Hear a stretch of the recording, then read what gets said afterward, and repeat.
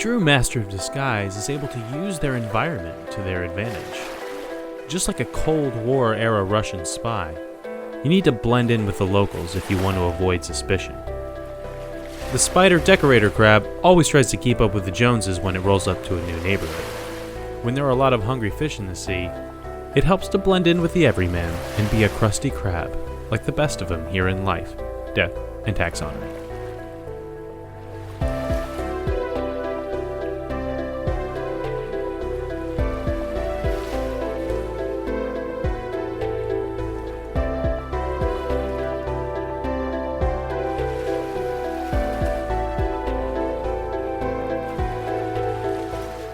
Welcome back to Life, Death, and Taxonomy. It's your 30 minutes of interesting animal information. I'm Joe. And I'm Carlos. Thank you to Cassie for the creation of our theme song. To hear more of Cassie's music, please search Cassie Michelle on YouTube or Spotify. And thank you to Johanna for the creation of this week's artwork. To check that out, you can visit us at our home on the web at ldtaxonomy.com. And a very special thank you to our patrons, Tristan Taylor, Jesse Raspolich, Carol Raspolich, and Richard Kaspar. Thank you so much for your support. It's greatly appreciated. Thanks for helping us keep the lights on. And today we're talking about a crustacean that appears as if it comes pre-deep fried. But more on that later. Oh, I was going to mention that too. Like, oh, this kind of looks tasty. I mentioned it twice. Did If you normally listen on Google Podcasts, you will find that you cannot listen to our episodes. So we have a HTTP website because we live in the Stone Ages and it's expensive to upgrade. Google has decided that our feed should be HTTPS. So it's our normal feed with a little added S, and that has ruined everything. So thank you to listener Samantha.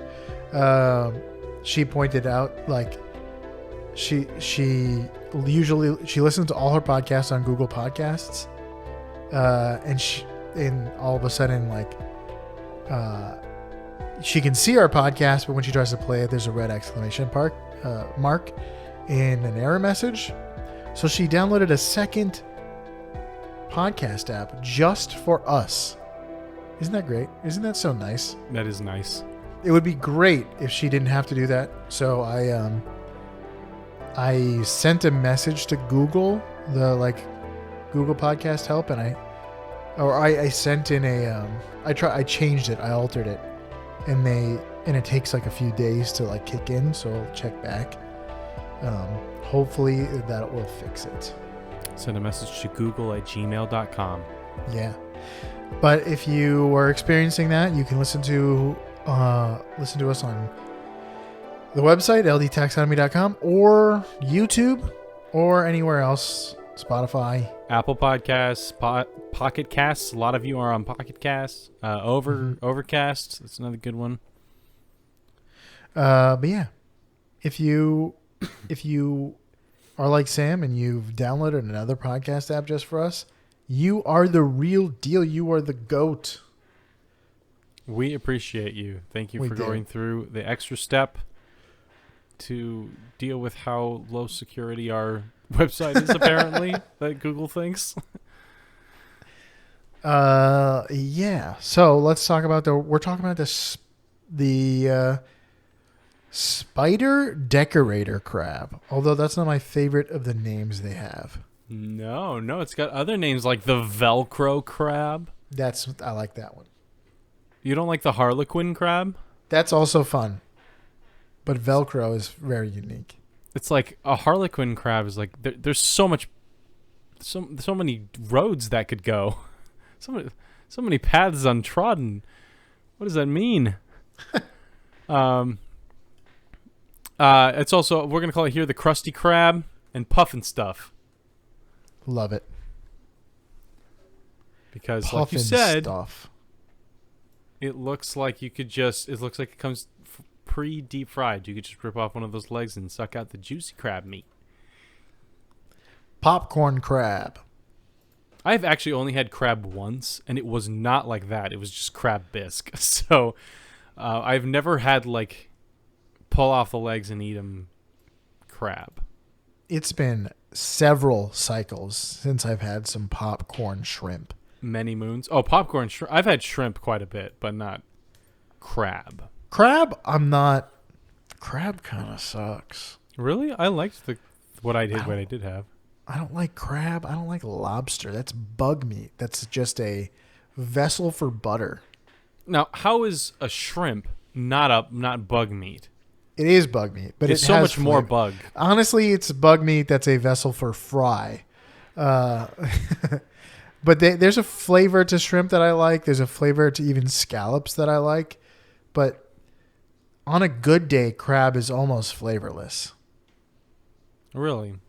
I mean, I like shrimp a lot. I've actually never had fried shrimp. All the shrimp that I've had are like garlic, or they're part of like an Alfredo sauce. That's great. Or I did have a crab scampi. cake. I did have a scampi's strong option, underrated option. Actually, I think that's pretty highly rated. But Yeah, I think people like shrimp scampi. I had crab cakes in Maryland, which is like what they are known for, and they was pretty delish. So I'll give them that. Do you have a game about this, or do you want to hear what it actually first? Do you want to hear what they call it in the science world? That is right. That's what I want to hear. Give me some science. Lay it on me. It's in the kingdom you know, love, and are in the kingdom Animalia. It's in the phylum Arthropoda. No spines here. Class Malacostraca. That's a ton of crustaceans. Yeah, it sounds evil, very evil, like evil it does. crabs. That sounds like the evil deity of Malacostraca. crabs would be called. That's true. Malacostraca. It sounds like that's what On one side, sings shiny. in one ocean you have the squid god Cthulhu, and in the other ocean you have the crab god Malacostraca, and he's just an ancient sleeping force of evil that if he woke up, we just hope he doesn't notice us as humans. The order is Decopoda. 10 I'm feet. a decapod. Best song ever. The superfamily. That's the Incredibles. It's not the Pars. have we made we've that done joke that. before? Okay. We've done that. Majoidae. Mohoidae. I think that's what we landed on last time we did a crab. Mohoidae, mateys. Majoidia. That's what they say in the robot says, but I don't know if the robot's built for pronunciations. The family is Inichidae. Inichidae. I'd say Anacidae. Anacidae. The genus is Camposica. Camposia, yeah, there's no vowel between the S and the C. Camposia. And the species with a binomial name?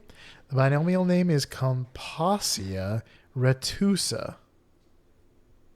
Not bad. Nice. Not bad.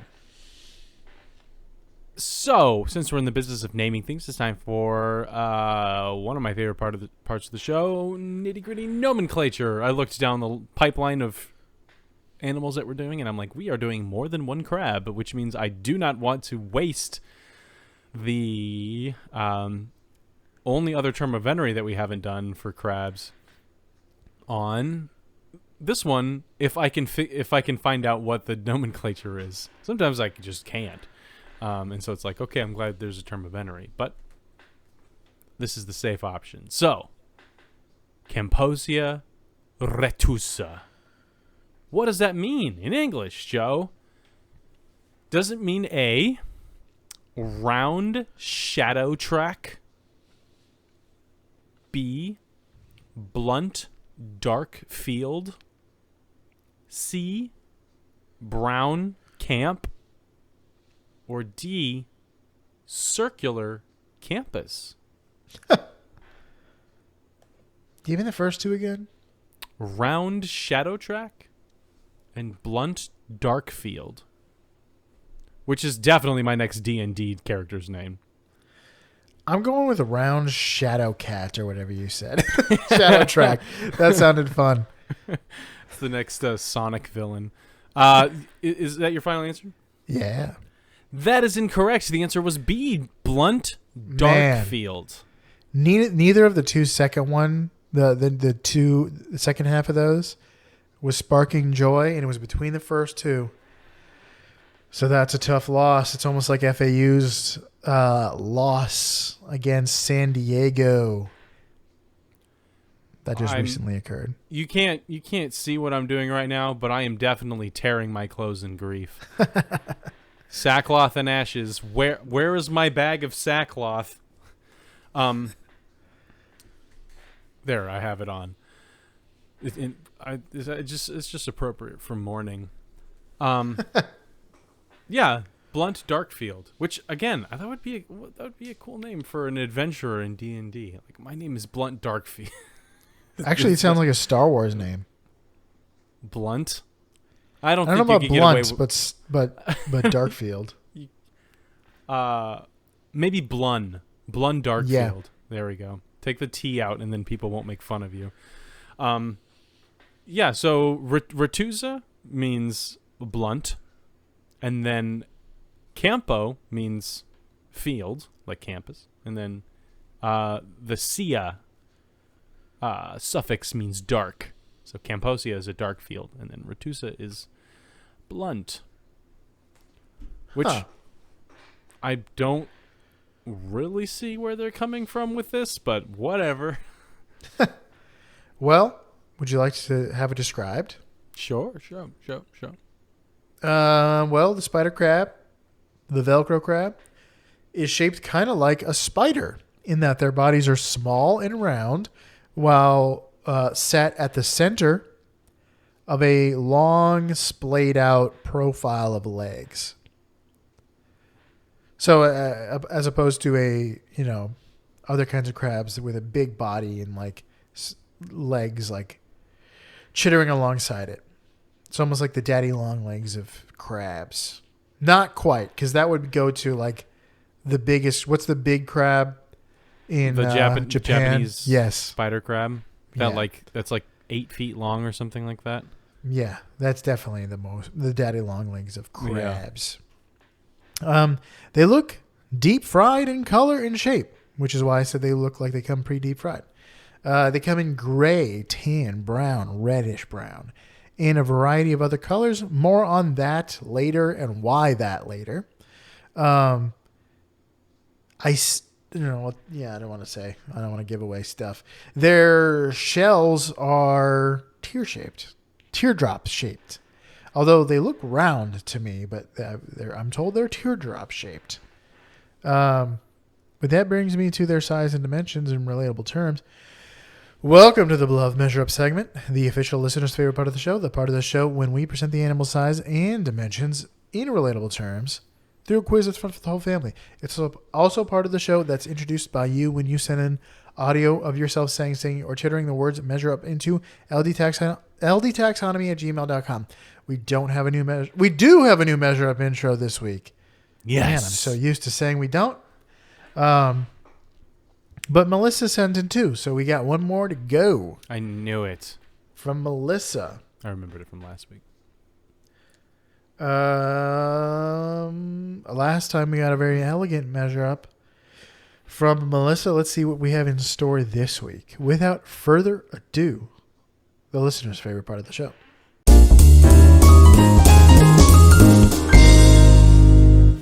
How about another for good measure? Let's hear it.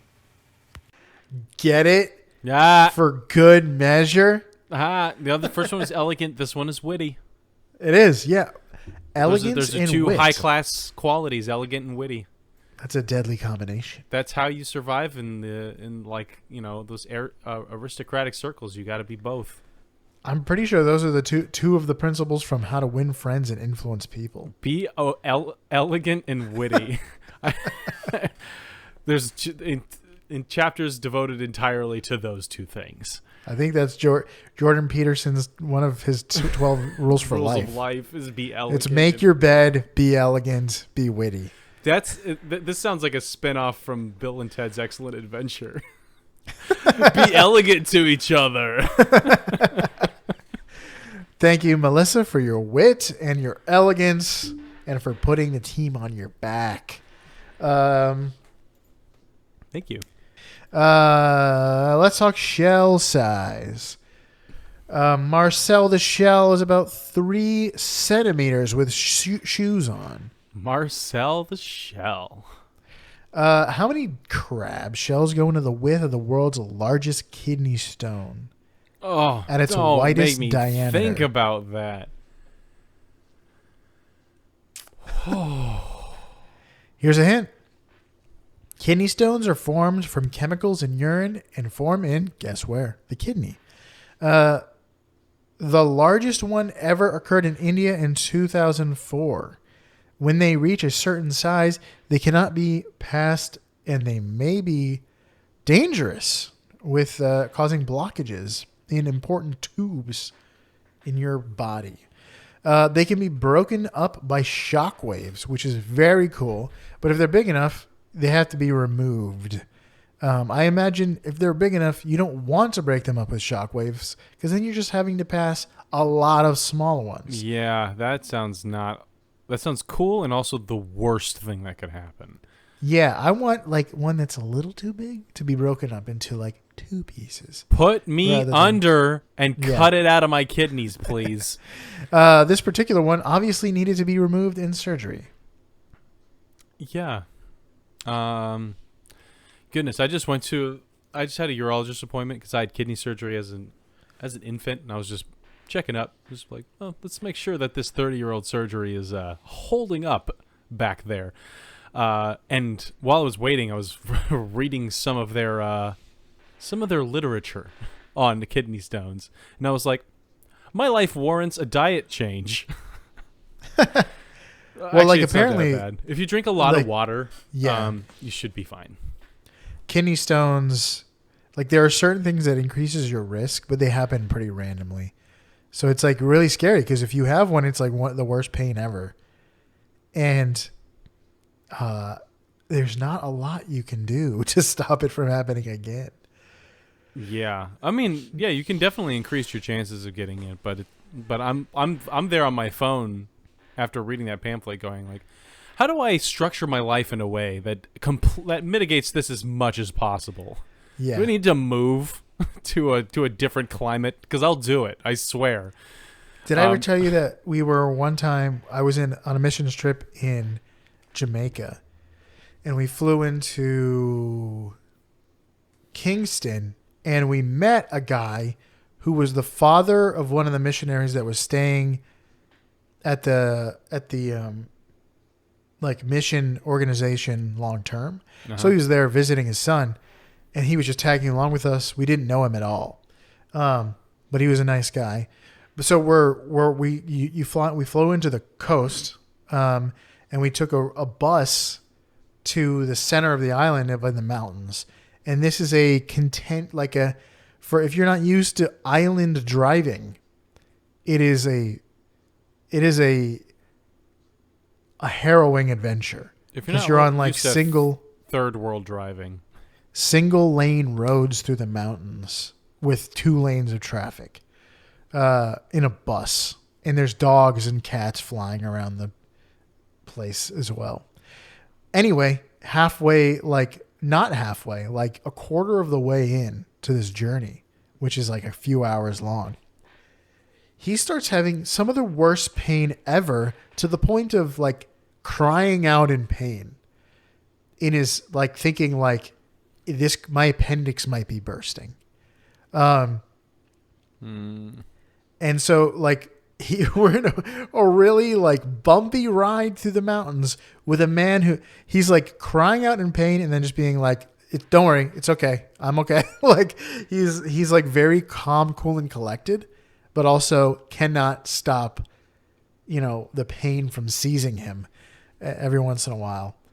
And eventually we we get there, and he gets checked out by a doctor, and it turns out it was kidney stones. But like kidney stones for an hour on a bumpy ride. What a poor man. Yeah, there's not much worse that I can think of that befalls like people naturally like that. Yeah, I mean, I guess you could like be about to give birth in a situation like that, but at least you knew that was coming. And at least at the end you get a baby. Yeah, instead of a stone. Instead of a disgusting pee-covered stone. Pee and blood. Oh my gosh. I don't want to think about this anymore. It's horrible. So let's guess something. Goodness, this is a 4-inch crab. And this goes into the largest kidney stone. 3 centimeters? No, 3 centimeters? Oh, I saw 10. Sorry, I saw something else. That's the legs. We're going to talk about that. Okay, so 3 centimeters. We're just talking shell here. Is about 1 inch. Oh, goodness. The diameter of this thing? Mm-hmm. Gosh, your kidneys aren't that big. No, they're quite small. I'll go with 4 inches actually. So I'll say 4. 4 crabs, final answer? Yes. The correct answer was 4.3. The stone was 13 centimeters or 5.11 inches. 5.11 inches. Wow, I got the measurements really wrong, but it's because of the centimeter to inch thing I was guesstimating on. Goodness, that's a situation where it's like, cut this out of me or kill me. Like, you know how oh my gosh. So a kidney is 10 to 14 centimeters long. yeah, And about 5 centimeters wide. So this was the kidney. His kidney was just a stone. I know they can expand, but yeah. Oof. Yeah. Poor man. Why? Why are you thinking of what does this have to do with the animal? It's a stone. I don't know. They live among stones.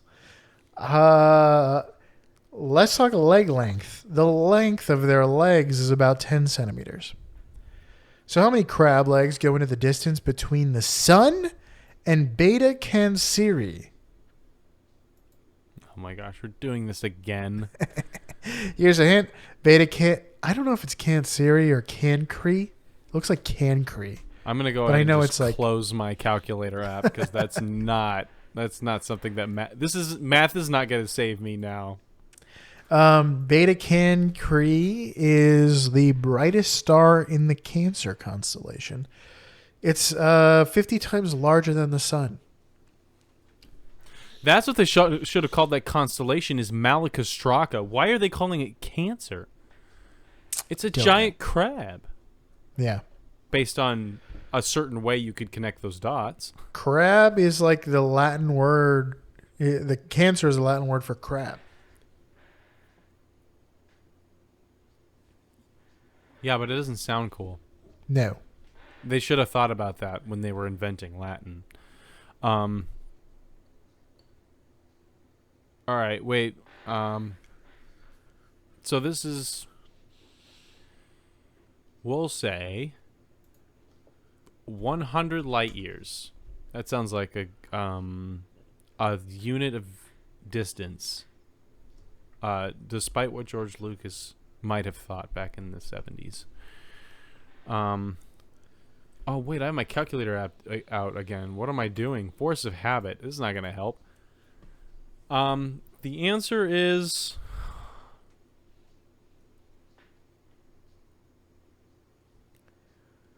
100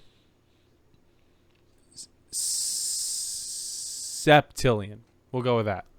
That sounds Final like answer? Yeah, 100 septillion. Just all the zeros behind it. I did it wrong. See, you had to do the math. I'm just gonna guess. I've freed myself from the shackles of your prison, measure up prison. Half barrel hinges. Final answer? Yes, 100 septillion. The correct answer is 27 quintillion crab legs. Gosh, that star's so close you could touch it. The star is 290 light years away. Pretty close by cosmic standards. Wow. Yeah. I just took 100 light years, and then I was just like, what's a lot of zeros I could add on that? Septillion sounds like a lot. I put quadrillion, and I'm like, no, that's wrong. That's too close. Quintillion. The fives place. Would you like to hear some fast facts before we get into the major fact? Sure. The Velcro crab lives in the tropical waters of the Pacific Ocean throughout the waters of Oceania. They also go as far west as the coast of Africa and the Red Sea. They enjoy coral reefs, like a lot of crabs do. They like coral rubble, which is like, I guess, the uglier part of the reef. Like, what's coral rubble? Just rocks. Yeah, that's the part that if you stray too far away from the snorkel tour location, then you're just like, hey, how come everything's not so like colorful and nice anymore? You're at the coral rubble part of it. That's what's up. They also won't turn their noses that don't exist up against some seagrass. They like some seagrass. They eat small creatures, I read. You couldn't be more vague, but they eat small creatures. But they also mostly they're ocean cleaners, dead organisms, decaying ocean debris. That's what they'll feast upon. Detritus. Detritus. Detritivores. I say that a lot, so I specifically intended not to say that this time. Oh, really? But it is fun to say. Yeah, what's wrong with detritus? Just word choice variation. But this is a situation where there isn't a better word for it. True. It's true. It's perfect. Perfect. But that's all I got. I'm gonna let you take it away with the big fact. The big fact, big boy with lots fact. and lots of room. Oh man, no, I won't get into it. That's a rabbit trail for a different time. All right. So I didn't name this one. I keep forgetting that we started doing that. We're gonna name this Pistachio Disguisey. I don't know. I don't have anything else. So we've talked about the boxing crab not too long ago, but also not too recently ago. If you missed that, it's super cool. Check it out. But what if you're a crab, but you're a lover, not a fighter? What if you want to Peter Malark your way through this Hunger game called Life at the Bottom of the Sea, and you want to do it in style? So we've talked about many different kinds of camouflage. It's one of the coolest things that animals do, and they do it in lots of different ways. Some animals just passively look like things in their environment, like a stick bug or a thorn bug. Some actively change their colors, like a mimic octopus. Some act like some act like the things they're trying to emulate, also like the mimic octopus. You should listen to all these episodes, by the way. But some decide to bring their disguise with them. Because what better way to blend into the environment than to just stick the environment to your carapace? That's rule number one. So decorator crabs have a tendency to play dress up using whatever they find lying around. Specifically, they actually try to blend in with the local populace. So what they'll do is they'll take decorator crabs from different locations and introduce them into other communities of decorator crabs and see what they do. So if everyone in the neighborhood is wearing shells, you wear shells. If everyone's wearing feather stars, you wear feather stars. If everyone's wearing hydrozoans, you wear hydrozoans. If everyone's wearing Crocs and socks, wear something else. To heck with the consequences. It's not worth it. It's just good fashion sense. But for everything else, you want to blend in. But they don't just to do this, they don't just nestle in to some seaweed or coral and hope that it sticks. They actually they're very intentional about this. So they'll actually pick up items and they'll rub them onto their shell and their legs and their arms, or their claws, until it sticks. And so there's certain seaweeds that have Velcro-like qualities, which is why we call it the Velcro crab. And these naturally will cling to the bumpy crabs, the crab's bumpy carapace. But they also engage in something called aposematism. Aposematism? Yes. Or no, aposematism. Aposematism. There we go. That is the behavior of an animal to give off colors or like obvious signals, like that, hey, don't eat me. You're not going to have a good time. Like a poison dart frog. Well, in this case, the crab will find things that already say, don't eat me, like anemones and things like that, and then stick those to itself. So, it kind of gains those properties and by proxy. It's kind of grandfathered into the don't eat me category of undersea living, which is, the way to go, I guess. So it's more of a passive defense where the boxing crab does not use it passively. They're more like gloves fit for a war criminal in that case. But in this case, it's like, hey, I think you're pretty neat, but I respect your distance. But they also supplement their disguises by spending a lot of time remaining completely still and also freezing when predators are around. So they're all about just like a, hey, don't look at me, don't eat me, look away. Get that Chicago song stuck in my head. Look away, hey. If they change locations to a different area with a different set of crabs, or they are cleaned, they will immediately start adorning themselves with new drip, which is the way the kids are calling clothes these days. It's drip.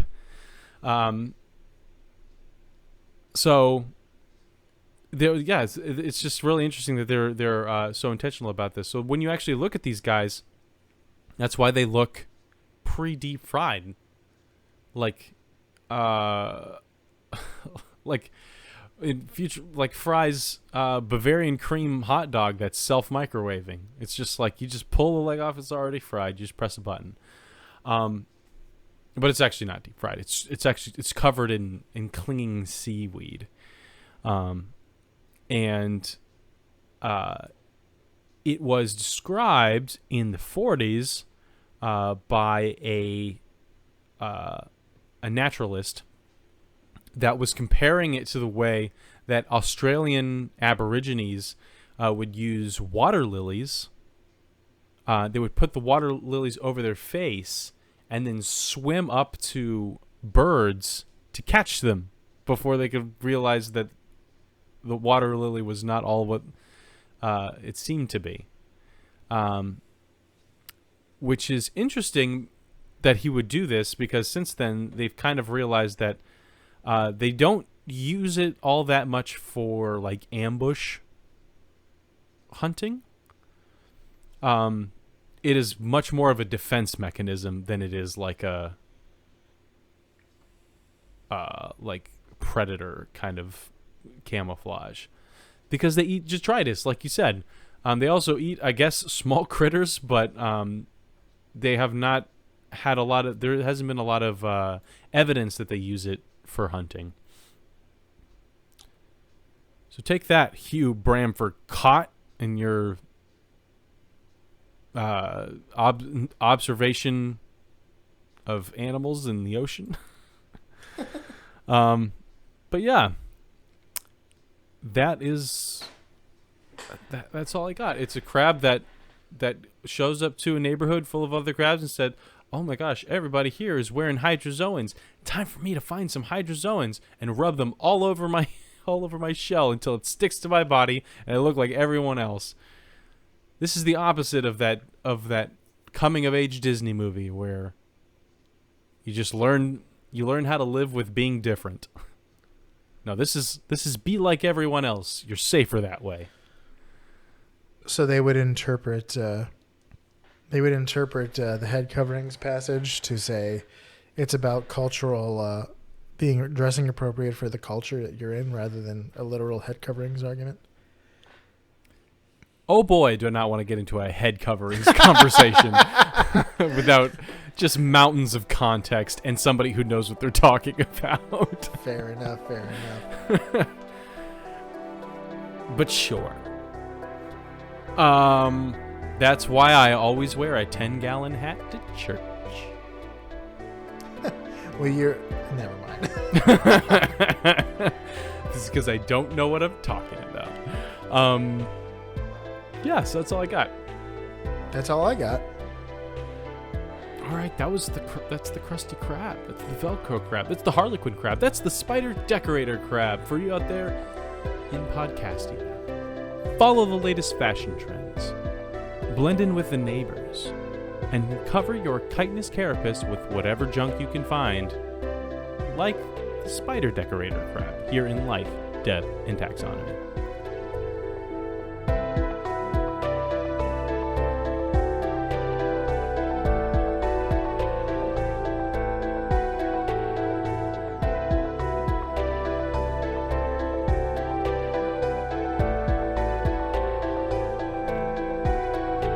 Hey Taxonomy Titans, I just want to remind you that we now have a Patreon. Patrons can see full video episodes and get shoutouts on the show. But ultimately, it's a way for you to help us cover some costs and get even better. Still, reviews are the best way to help us grow. So if you haven't left one yet, we'd really love to hear from you. As always, thanks for listening and engaging.